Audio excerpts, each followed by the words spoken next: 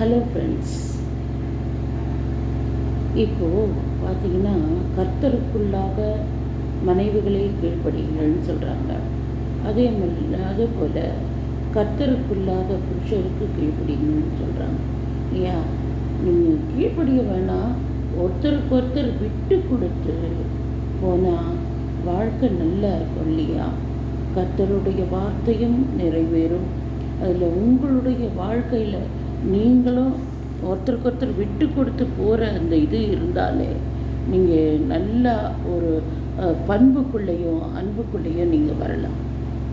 இது பிள்ளைங்க அதை பார்க்கும்பொழுது ஒரு தப்பு செஞ்சுட்டா கூட நீங்கள் ஒருத்தருக்கு ஒருத்தர் மன்னிப்பு, உங்கள் பிள்ளைங்க எதிரிலேயே உடனே மன்னிப்பு, என்னை மன்னிச்சிடுங்க அப்படின்னு நீங்கள் சொல்லலாம், என்னை மன்னிச்சிடுமான்னு நீங்கள் சொல்லலாம்.